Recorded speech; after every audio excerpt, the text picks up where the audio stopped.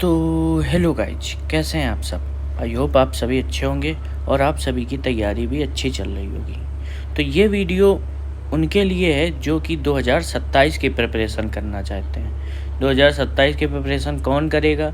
जो अभी अभी जिनका 12th हुआ है, जो अभी निकले हैं, या जिनको नहीं पता था इसके बारे में, उनको इस फील्ड में आना है। क्योंकि अब 2026 वालों के लिए तो टाइम है नहीं, क्योंकि उनका 2-3 महीने बाद एग्ज़ाम लगा है। तो वो तो भाई, अगर आपको अभी जस्ट पता चला है और आप ये सोचो कि 3 महीने में एग्ज़ाम निकाल दूंगा, तो भाई वो आपका वहम है। आजकल की कंपटीशन में ऐसा कुछ पॉसिबल नहीं है, ठीक है। तो जिन लोगों का या तो अभी अभी पता चला है या जिनका अभी अभी 12th हुआ है, तो ये वीडियो उनके लिए है। कई लोगों कमेंट आ रहे थे, तो इसलिए मैंने वीडियो बना दी। वीडियो थोड़ी लंबी होगी, लेकिन आपको एक एक चीज़ बारीकी से पता चलेगी। तो अगर आपको वीडियो पसंद आए तो वीडियो को लाइक ज़रूर कर देना, और अगर आप चैनल पे नए हो तो सब्सक्राइब कर देना, क्योंकि आपको ऐसे ही हर रोज़ आपको बढ़िया बढ़िया कंटेंट देखने को मिल जाएगा। तो चलिए वीडियो में बढ़ते हैं आगे। सबसे पहले हम लोग बात करेंगे, क्या बात करेंगे, व्हाट इज स्टेनो। स्टेनो होता क्या है? आपने किसी के मुंह से सुना होगा, या आपने कोई वीडियो देखी होगी, कोई शॉर्ट देखी होगी, कोई रील देखी होगी, तो उसने आपने स्टेनो या शॉर्ट हैंड के बारे में सुना होगा। तो एक्चुअली में होता क्या है, ये कैसी जॉब है?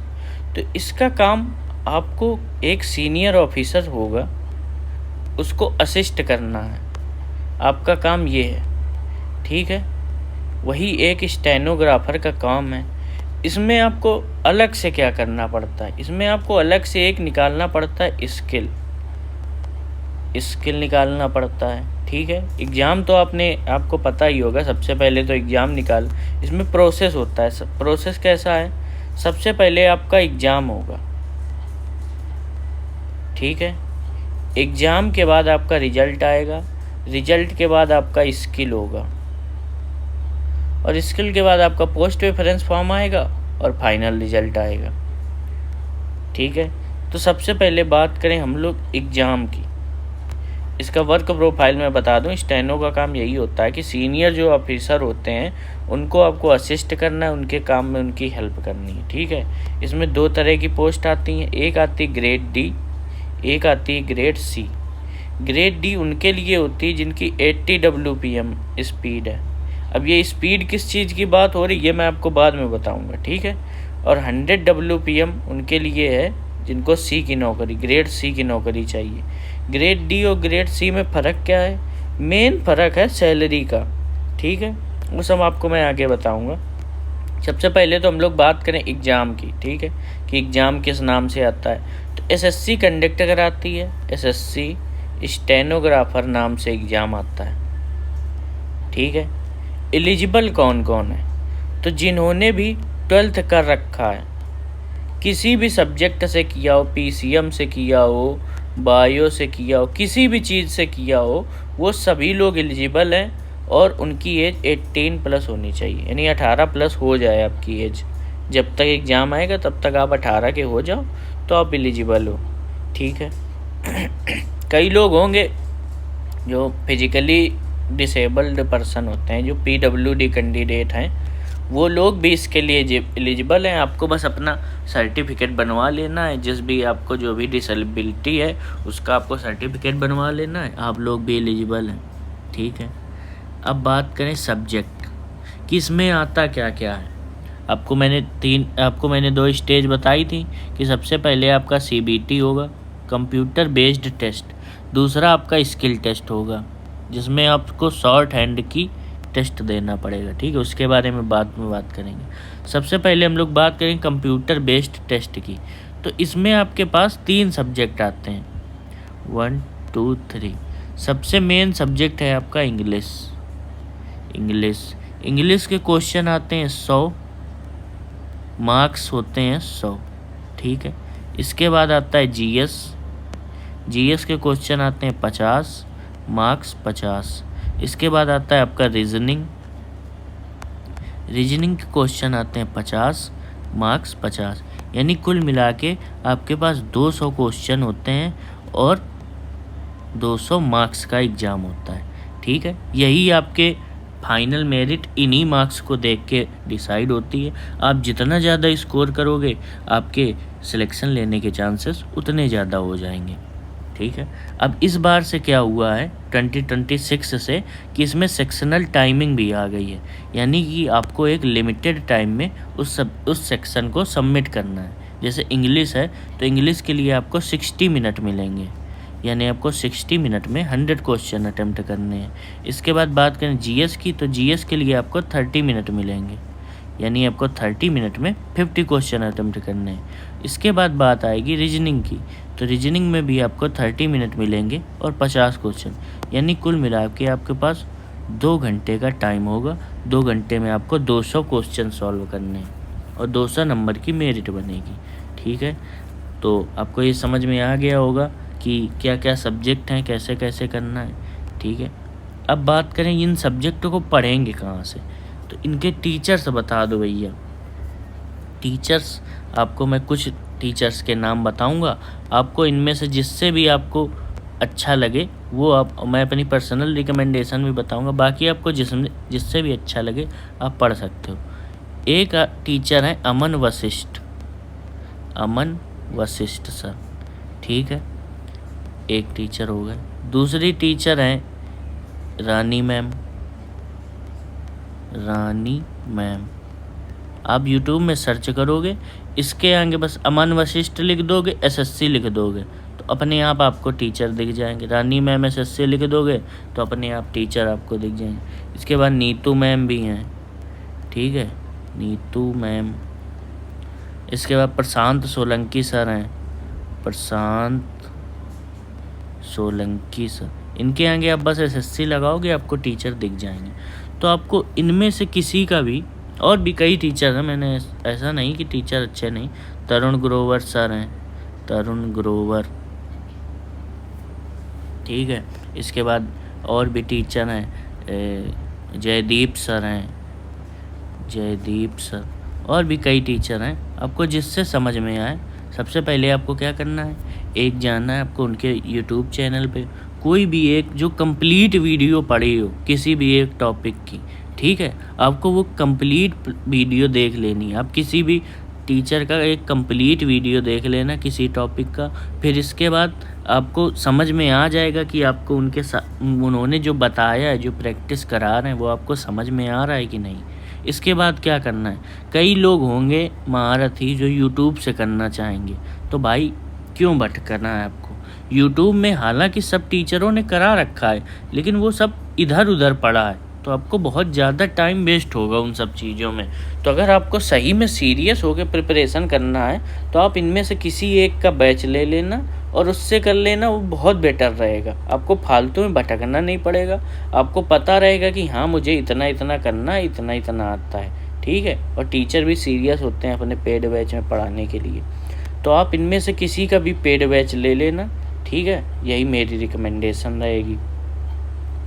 और अब बात करें इंग्लिश का तो हो गया, इसके बाद बात करें रीजनिंग का। तो रीजनिंग में कौन कौन से टीचर हैं, तो रीजनिंग में कई टीचर हैं। एक तो टीचर हैं इवन कोचिंग वाले, कमल सर। आप सर्च करना कमल सर, वो परमार सर के साथ पढ़ाते हैं। तो आप कमल सर SSC रीजनिंग लिख दोगे तो उनकी वीडियो आ जाएगी। ठीक है, आप वीडियो देख लेना। कोई भी जो बेसिक से लेके एडवांस तक वाली एक कंप्लीट चैप्टर की वीडियो पढ़ी हो वो देखना, फिर आपको समझ में आएगा कि हाँ आपको टीचर से समझ में आ रहा है कि नहीं। ठीक है, इसके बाद और कौन कौन से टीचर हैं, तो कैरियर विल ऐप में भी कई टीचर हैं। कैरियर विल मतलब तमाम टीचर हैं, आप उनसे भी पढ़ सकते हो। ठीक है, पीयूष वार्ष्णेय सर हैं कैरियर विल में, पीयूष वार्ष्णेय सर, अरुण सर हैं, कई टीचर हैं। आपको जब आप ये लिख दोगे ना SSC रीजनिंग, तो आपको कई टीचर दिख जाएंगे। तो आपको इन्हीं में से इन 3 में से, ये मेरे हिसाब से बेस्ट टीचर हैं। इन 3 में से आपको जो अच्छा लगे आप उन्हीं का बैच ले लेना। फालतू में भटकना नहीं कि मैं YouTube से कर लूँगा, मैं ये कर लूँगा, मैं वो कर लूँगा, और पैसे बचाने के चक्कर में आप फालतू में भटकते रह जाओगे ज़िंदगी भर। और अटेम्प्ट पे अटेम्प्ट देते रहोगे तो ये गलती बिल्कुल मत करना। आप थोड़े से पैसे कलेक्ट, ऐसा नहीं कि बहुत महंगे बैच आते हैं, बहुत ज़्यादा 2000 रुपये लगेंगे आपको इंग्लिश का बैच आएगा, बहुत ज़्यादा 1000 रुपये आपको लगेंगे रीजनिंग का बैच आ जाएगा, और 1000-1500 में ही आपका जीएस का बैच आ जाएगा। यानी अगर आप सोचो आपकी 4000 रुपये में कंप्लीट एसएससी की पढ़ाई हो जाएगी, तो भाई क्यों कंजूसी करना इतना। आप अपना एक बार वन टाइम इन्वेस्टमेंट है, फिर आपको ज़िंदगी भर किसी का कोई बैच लेना नहीं पड़ेगा, नहीं तो लोग फिर बैच पे बैच लेते रहते हैं। अब बात करें जीएस का, तो जीएस में फ़िलहाल ट्रेंडिंग पे हैं अपने परमार सर। ठीक है, कई लोगों को परमार सर का समझ में आता है, कई लोगों को नहीं आता है। तो आप कोशिश करना, अगर आपको समझ में आ जाए तो ठीक ही है, ना समझ में आए तो फिर आप दूसरे टीचर्स को भी फॉलो कर सकते हो। कैरियर विल में टीचर्स हैं, उनको फॉलो कर सकते हो। ठीक है, कैरियर विल एक संस्था है, वही वो मतलब पढ़ाने का काम करती है, एसएससी की काफ़ी अच्छी संस्था है। कैरियर विल में कर सकते हो, या जो गगन प्रताप सर का ऐप है उसमें भी कई लोग टीचर्स पढ़ाते हैं, तो आप उसमें भी देख सकते हो। यानी आपको कुल मिला के आपकी नहीं 2-3 टीचर हैं, उनसे आप देख लेना, अगर आपको समझ में आए तो आप बिल्कुल उनका फॉलो कर सकते हो। ठीक है, और बैच ले लेना। मैं फिर से कह रहा हूँ, नहीं तो भटकते रहोगे, कभी सिलेबस ही नहीं कंप्लीट कर पाओगे। आप मानोगे नहीं, लोग 2-2 3-3 साल तैयारी करते रहते हैं, उनका सिलेबस ही नहीं कंप्लीट हुआ रहता है। और ज़्यादातर इनमें से लोग यही होते हैं जो यूट्यूब वाले होते हैं, क्योंकि भाई आपने सीरियसली अगर बैच लिया होता तो आप एक एक टॉपिक कंप्लीट किए होते, उसके नोट्स बनाए होते। नोट्स बनाना बहुत ज़रूरी है। आप जो भी क्लास देखो उसके नोट्स बनाओ, प्रॉपर एक एक चीज़ लिखी होनी चाहिए। आपके पास टाइम है, आप बड़बड़ाओ नहीं कि मुझे समझ में भी नहीं आ रहा, मैं आगे बढ़ता चला जाऊँ। नहीं, जब तक आपको जो टॉपिक समझ ना आए, एक बार ना दोबारा पढ़ो, दोबारा नहीं तिबारा पढ़ो। जब तक आपको समझ ना आए आप अगले टॉपिक पे जाओ ही मत। ठीक है, तो ये हो गई टीचर्स की बात। अब बात करें बुक्स की बात, तो बुक्स में सबसे पहले बात करें इंग्लिश की। इंग्लिश में अगर आपको ग्रामर के लिए चाहिए तो एक नीतू मैम की बुक आती है, प्लिंथ टू पैरामाउंट करके आती है, plinth to paramount, Neetu ma'am की आती है, वॉल्यूम 1 के नाम से भी फेमस है। ये ग्रामर के लिए काफ़ी अच्छी बुक है। ठीक है, अब बात करें वोकैब के लिए। वोकैब के लिए एक आती है ब्लैक बुक, ब्लैक बुक ये ले लीजिए। ठीक है, ये मस्ट है, आपको लेनी ही है। ठीक है, वोकैब, ग्रामर। इसके बाद बात करें, वोकैब हो गई अपनी, ग्रामर हो गई, और क्या बचा इंग्लिश में, प्रैक्टिस। हाँ, प्रैक्टिस के लिए आपको प्रीवियस ईयर की कोई भी बुक ले लेनी है। मैं पिनैकल रेफर करूँगा, pinnacle previous year chapter wise. ठीक है, यानी उसमें चैप्टर वाइज आप जो पढ़ो, जिस टॉपिक से जिस टीचर से, उसके बाद आके इससे प्रैक्टिस कर लो। ठीक है, अब ये तो बात हो गई इंग्लिश की। इंग्लिश के बाद अब बढ़े रीजनिंग में। तो रीजनिंग में आपको किसी का कुछ नहीं लेना है, केवल PYQ ही लेना है। PYQ पिनैकल में प्रेफर करूँगा चैप्टर वाइज। ठीक है, ये बात हो गई रीजनिंग की। अब बात करें जीएस की। जीएस में आपको एक बुक ले लेनी है और एक प्रैक्टिस के लिए ले लेनी है। बुक कौन सी मैं रेफ़र करूँगा, आप फ़िलहाल के हिसाब से फैटमैन ले लीजिए। फैटमैन 2.0 आ गई है, परमार सर की बुक है। ठीक है, फैटमैन 2.0 ले लीजिए। और प्रैक्टिस के लिए या तो आप यही ले लीजिए पिनैकल की PYQ, पिनैकल PYQ, यही नीति परमार सर की एक है लिटिल बॉय करके, आप वो भी ले सकते हो, उसमें भी प्रैक्टिस हो जाती है। ठीक है, तो ये बात हो गई बुक की। बुक आपको कितनी लेनी, 1 2 3 4 5 6, आपको 6 बुक लेनी है। ये बुक बहुत ज़रूरी है, बिना बुक के आपकी तैयारी एकदम नहीं हो पाएगी, कोई सेंस भी नहीं है तैयारी करने का। जो आपको असली मज़ा आएगा ना वो बुक से ही आएगा। टीचर पढ़ाएंगे वो आप भूल जाओगे कुछ दिन बाद, लेकिन जो आप बुक से पढ़ोगे वो आप कभी नहीं भूलोगे। ठीक है, अब बात करें शॉर्ट हैंड की, तो शॉर्ट हैंड भाई आप अगर अभी नहीं जा रहे हो तो आप क्लास स्टार्ट कर सकते हो, क्योंकि आपको इनफ टाइम चाहिए रहेगा ताकि आप अच्छे से, ये थोड़ा है कि आप ये मान के चलो कि मुझे 80 ही करनी है, यानी कम स्पीड ही करनी है। स्पीड पे अभी बात आएंगे कि कौन कौन से किस किस में होती है। तो बात करें क्लास की, तो आप किसी भी इंस्टीट्यूट जाएं, आप अपने आसपास पूछ सकते हैं किसी से कि शॉर्ट हैंड आपको सीखनी किस में है। लोगों को कन्फ्यूजन इसमें होता है। तो इसमें 2 लैंग्वेज में स्टेनो आती है, एक आती है हिंदी में, एक आती है इंग्लिश में। मैं प्रेफर करूँगा जिस भी मीडियम से आपने स्कूलिंग कर रखी है, आप कोशिश करना कि आप उसी लैंग्वेज से, मतलब जिसमें आपको कॉन्फिडेंस आए कि हाँ ये मैं लिख पढ़ सकता हूँ, इसमें मुझे अच्छी दिक्कत कोई होगी नहीं, वो कैब की ना इधर की किसी भी चीज़ की, तो आप वो चूज़ कर लेना। आप हिंदी मीडियम से हो तो हिंदी चूज़ कर लेना, इंग्लिश मीडियम से तो इंग्लिश चूज़ कर लेना, ठीक है। इसमें अलग टाइम मिलता है आपको, इसमें आपको ट्रांसक्राइब करने के लिए 65 मिनट मिलते हैं, इसमें 50। तो ये आपका अलग मैटर हो गया, वो स्किल की बात बाद में करते हैं। तो आपको शॉर्ट हैंड सीखनी है, ठीक है।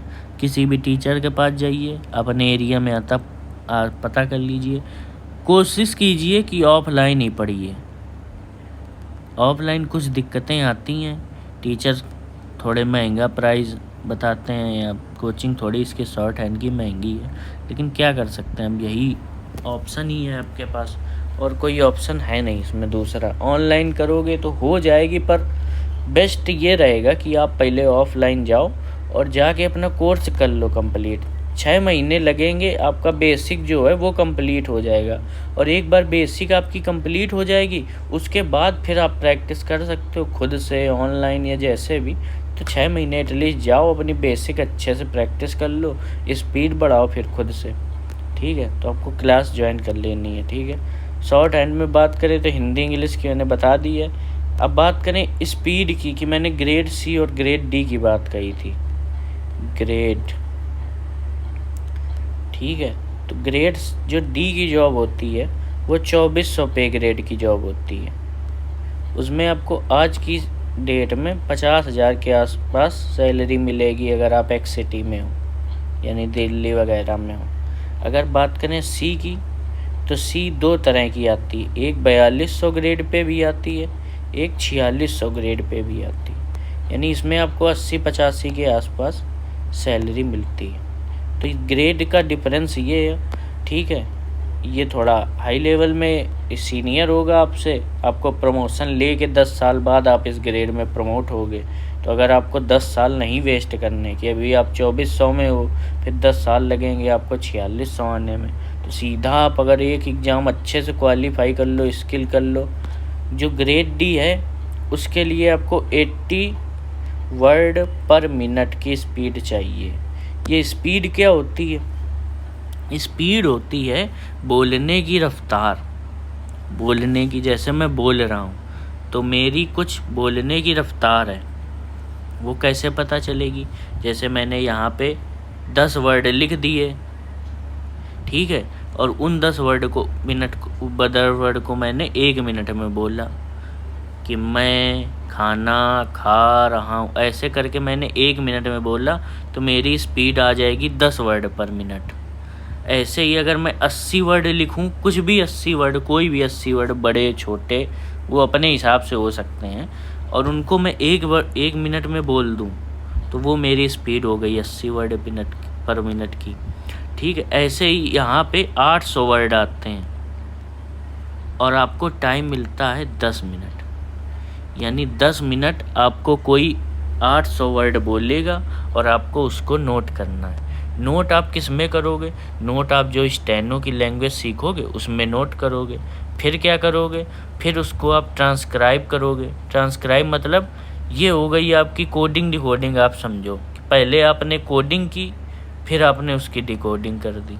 तो कोडिंग करोगे आप स्टेनो लैंग्वेज में, यानी आपसे कोई हिंदी बोल रहा होगा, उसकी कोडिंग आपको करनी है स्टेनो लैंग्वेज में, वो आपको सिखाएंगे टीचर।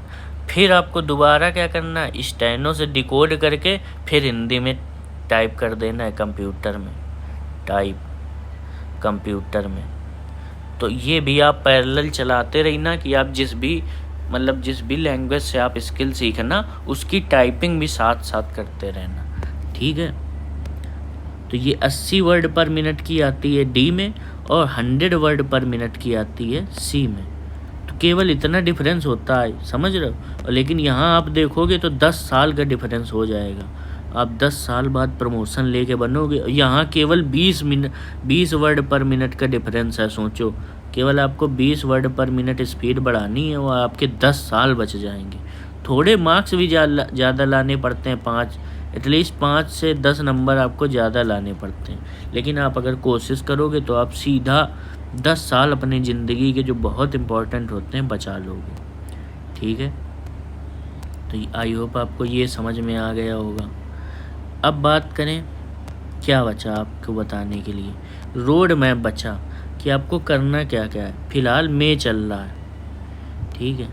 मई, जून, जुलाई, अगस्त, सितंबर, अक्टूबर, 1 2 3 4 5 6 महीने आपको क्या करना है। 6 महीने आपको अपना सिलेबस करना है। सिलेबस बहुत अच्छे से करना है भाई, एकदम अच्छे से।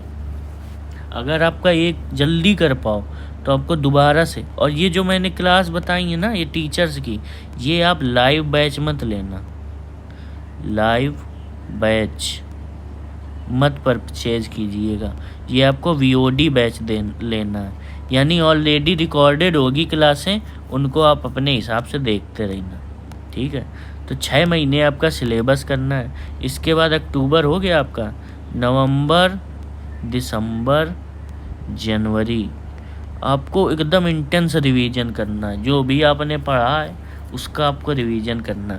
फिर यहाँ फरवरी आ जाएगी, फिर आपको अपना प्रैक्टिस करनी है, केवल प्रैक्टिस और मॉक लगाने हैं जब तक एग्ज़ाम ना आ जाए, ठीक है। तो ये आपका रोड मैप हो गया। तो अभी आपको किस चीज़ पे फोकस करना है, अभी आपको अपने सिलेबस कंप्लीट करने पे फोकस करना है। आप डेली टीचर्स का आपने ले लिया, आप कोशिश करना कि आप 2 वीडियो देख पाओ, ठीक है। 2 वीडियो की कोशिश करना, बाकी देख एक भी पाओ कोई दिक्कत नहीं। लेकिन आप अगर आप सही में सिंसियर हो तो 2 वीडियो आप देख लेना, तो आपका सिलेबस जितनी जल्दी कंप्लीट होगा, प्रैक्टिस उतनी जल्दी होगी। और जो ये टीचर सीट देंगे आपको एक प्रैक्टिस के लिए PDF सीट मिलेगी, उसको ज़रूर प्रैक्टिस करना भाई, ठीक है। बिल्कुल मस्ट है आपको प्रैक्टिस करना। आपको करना क्या है, आपने जैसे एक टीचर से एक चैप्टर कंप्लीट किया, जैसे मैंने मान लो आज मैंने पढ़ा नाउन पढ़ा मैंने इंग्लिश में, ठीक है।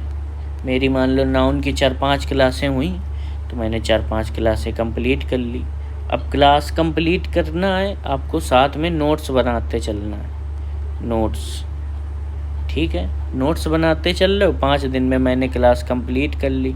अब क्या करना है, अब जो सर होंगे ना वो आपको एक प्रैक्टिस सीट भी देंगे। तो जो आपने पढ़ा है क्या आप उसी को अपनी प्रैक्टिस सीट में इम्प्लीमेंट कर पा रहे हो, ये देखना है आपको, ठीक है। जब आप प्रैक्टिस सीट इम्प्लीमेंट कर पाओ तो बस फिर आपको अगले टॉपिक पे बढ़ना है। यानी आपको ये प्रैक्टिस सीट एकदम मस्ट है कि आप ये एक बार करो, फिर इसको आप अगले वीक में इसको दोबारा कर लेना, ठीक है। तो आपको यही करना है। आज आपने नाउन पढ़ा, उसके नोट्स आपने बनाए, फिर जब क्लास कंप्लीट हो गई तो आपको नाउन से प्रोनाउन नहीं चले जाना है, पहले उसकी प्रैक्टिस सीट करनी है, उसका रिवीजन करते रहना है। और ये साथ में करते रहना, आप रिवीजन बहुत ज़रूरी, नहीं तो आप भूल जाओगे। फिर आप अगले प्रोनाउन में चले जाओ, फिर उसकी नोट्स बनाओ, उसके साथ में जो प्रैक्टिस सीट मिले वो कर लो, ठीक है। ऐसे ही आपको GS में भी सेम चीज़ करनी है और रीजनिंग में भी सेम चीज़ करनी है। जो चीज़ पढ़ो उसकी प्रैक्टिस करो, ठीक है। जब प्रैक्टिस सीट आपकी हो जाए, मान लो किसी टीचर ने प्रैक्टिस सीट नहीं दिया, तब आपकी ये काम आ जाएगी जो मैंने PYQ दे रखी है। ये आपके पास, और अगर आपको और अच्छी क्लियरिटी चाहिए कि एकदम रीजनिंग की मैं बात कर रहा हूँ खासकर, अगर एकदम क्लियरिटी चाहिए तो भाई आप यही करना, क्लास लेना, उसके नोट्स बनाना, ठीक है। इसके बाद क्या करना है आपको, क्लास लिया, नोट्स बनाया, इसके बाद आपको वो सीट देंगे, ठीक है, उस सीट से प्रैक्टिस किया उस टॉपिक की। इसके बाद भाई आप अगर सही में प्रो बनना चाहते हो, फिर आप सीधा पिनैकल उठाना, पिनैकल आई मीन PYQ उठाना, पिनैकल का मतलब PYQ ही है। और उससे उस टॉपिक के जितने भी सवाल आए सब लगा डालना भाई, पूरे लगा डालना। बहुत ज़्यादा होंगे, 500-600 होंगे, मैं मानता हूँ का वो आपको 8-10 दिन लग जाएं, लेकिन लगा डालना भाई, बहुत हेल्प मिलेगी, आपको भटकना नहीं पड़ेगा बार बार, ठीक है। तो मैं यही, और आपके पास टाइम है यार, बहुत टाइम है आपके पास, ठीक है। तो आपको 8-10 दिन में अगर लगा पा रहे हो, डेली 60 क्वेश्चन लगाओगे तो 6 दिन में ख़त्म हो जाएंगे, ठीक है, 10 दिन में ख़त्म हो जाएंगे। तो आप यही कोशिश करना कि जो भी आप, खासकर मैं रीजनिंग की बात कर रहा हूँ, तो जो भी आप क्लास पढ़ना उसकी सीट लगाना, उसके बाद पिनैकल की ज़रूर लगा लेना, ठीक है। तो आई होप आप सभी को समझ में आ गया वीडियो। और हाँ, ये GS में भी आपको यही करना है। आप जैसे किसी टीचर से टॉपिक पढ़ रहे हैं, उसके बाद उसको आप फैटमैन से भी एक बार पढ़ लेना, दोनों नोट्स आप अपने मेंटेन करके चलना, ठीक है। और भी अगर आपके पास कोई डाउट हो तो वो बिल्कुल कमेंट कर देना, मैं उसका रिप्लाई करूँगा। आई होप आप सभी को वीडियो समझ में आ गया होगा, थोड़ा सा लंबा था, लेकिन अगर आपको सही में अच्छा लगा हो तो वीडियो को लाइक कर देना और चैनल को सब्सक्राइब कर देना। मिलते हैं आपसे अगले वीडियो में।